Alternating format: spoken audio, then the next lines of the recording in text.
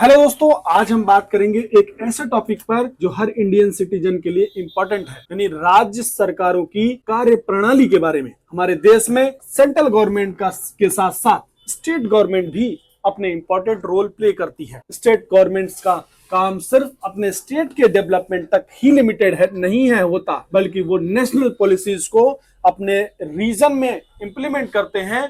तो आज हम समझेंगे कैसे राज्य सरकारें काम करती हैं और उनकी कार्य प्रणाली किस तरह के से चलती है। तो साथियों, पहली चीज है इसमें राज्य सरकार की संस्था यानी स्ट्रक्चर ऑफ स्टेट गवर्नमेंट। तो राज्य सरकार में भी कुछ बेसिक स्ट्रक्चर होते हैं जो सेंट्रल गवर्नमेंट के सिमिलर होते हैं, उनसे मैच खाते हुए होते हैं। हर स्टेट में गवर्नर, चीफ मिनिस्टर जिसे सीएम बोलते हैं, और काउंसिल ऑफ मिनिस्टर होती है। गवर्नर स्टेट का कॉन्स्टिट्यूशनल हेड होता है, लेकिन चीफ मिनिस्टर को ज्यादा पावर मिलती है क्योंकि वो स्टेट का रियल एग्जीक्यूटिव हेड होता है।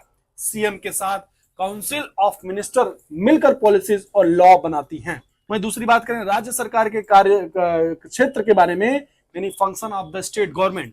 तो राज्य सरकार के कुछ मेजर कार्य क्षेत्र होते हैं जिनके अंदर वो अपने स्टेट को चलाती हैं। इनमें कुछ इंपॉर्टेंट पॉइंट्स हैं। पहला है लॉ एंड ऑर्डर, यानी राज्य सरकार की जिम्मेदारी होती है कि वो अपने स्टेट में लॉ एंड ऑर्डर को मेंटेन करे। दूसरा एजुकेशन, यानी स्टेट अपने स्कूल्स और कॉलेजेस के लिए पॉलिसीज बनाते हैं और उन्हें एग्जीक्यूट करते हैं। तीसरी चीज है हेल्थ, यानी हेल्थ केयर सिस्टम, हॉस्पिटल और मेडिकल सर्विसेज की रिस्पॉन्सिबिलिटी भी स्टेट गवर्नमेंट की होती है।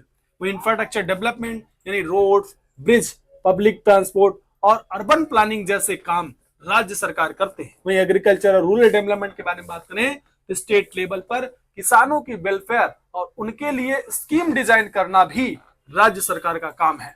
वहीं अब बात करते हैं राज्य सरकार और सेंट्रल सरकार की रिलेशनशिप फिर क्या है। अगर सारे काम यही करती है तो क्या रिलेशन है साथियों? स्टेट और सेंट्रल सरकार के साथ उसके बीच में एक फेडरल स्ट्रक्चर होता है जिसमें दोनों को अपने अपने पावर्स और रिस्पॉन्सिबिलिटीज होती हैं।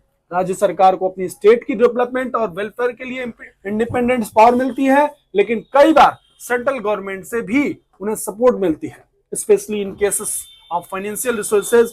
दोनों सरकार मिलकर कर रही हैं, एग्जीक्यूट करती हैं, जैसे नेशनल हाईवेज या नेशनल हेल्थ मिशन। आप समझते हैं राज्य सरकार की पॉलिसीज और योजनाओं के बारे में, इन state government policies and schemes. तो साथियों, हर स्टेट अपनी नीड्स और चैलेंजेस को देखते हुए अपनी अलग अलग पॉलिसीज और स्कीम बनाती है। फॉर एग्जाम्पल, उत्तर प्रदेश में किसानों के लिए स्पेशल सब्सिडीज और लोन्स दिए जाते हैं, तो तमिलनाडु में हेल्थ केयर और एजुकेशन को फोकस किया जाता है। स्टेट अपने रिसोर्सेस को देखकर लोकल लेवल पर रिफॉर्म लाते हैं। ये स्कीम स्टेट के बजट और फाइनेंशियल कंडीशंस पे भी डिपेंड करती है। वही राज्य सरकार की फाइनेंशियल पावर्स के बारे में बात करें तो राज्य सरकार को अपनी रेवेन्यूज जनरेट करने के लिए कुछ पावर्स भी मिलती हैं। ये रेवेन्यूज में जो है मेनली टैक्सेस के थ्रू होता है, जैसे सेल टैक्स, प्रॉपर्टी टैक्स और एक्साइज ड्यूटी। राज्य सरकार को अपने बजट को मैनेज करते हुए अपने जो है रीजन के लिए डेवलपमेंट का प्लान बनाना होता है।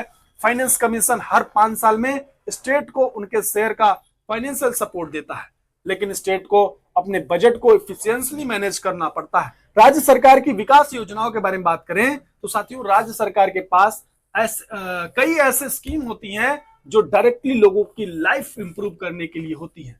स्वच्छ भारत मिशन, बेटी बचाओ बेटी पढ़ाओ और प्रधानमंत्री आवास योजना जैसे नेशनल स्कीम को स्टेट लेवल पे इंप्लीमेंट किया जाता है। ये स्कीम स्टेट को अपनी जो है लोकल प्रॉब्लम को सॉल्व करने का एक फ्रेमवर्क देती है।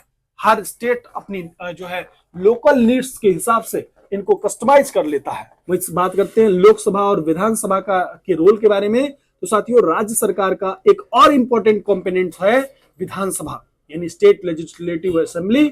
यहाँ इलेक्टेड रिप्रेजेंटेटिव जो MLAs, member of legislative assembly कहलाते हैं, ये स्टेट के लॉज को पास करते हैं। विधानसभा में अपोजिशन भी होती है जो गवर्नमेंट की पॉलिसीज के स्क्रूटनाइज करती है। जब स्टेट गवर्नमेंट को कोई बिल पास करना होता है तो ये विधानसभा में वोट के लिए जाता है। राज्य सरकार और पब्लिक इंटरेक्शन के बारे में बात करें तो राज्य सरकार का और एक और मेजर काम है अपने लोगों से डायरेक्टली इंटरेक्ट करना। इसके लिए हर स्टेट में पब्लिक गवर्नेंस रेजिडेंस सिस्टम और हेल्पलाइन होते हैं। इसके थ्रू लोग अपने इश्यूज को डायरेक्टली सरकार तक जो है पहुंचाते हैं। राज्य सरकार को पब्लिक के हिसाब से सॉल्व करने की रिस्पॉन्सिबिलिटी होती है और उसके लिए वो वेरियस मैकेनिज्म बनाते हैं। तो दोस्तों आज हमने जाना कि कैसे राज्य सरकार की कार्यप्रणाली काम करती है और उसके कैसे वेरियस फंक्शंस होते हैं जो स्टेट लेवल पर डेवलपमेंट और वेलफेयर में मददगार हो। राज्य सरकार को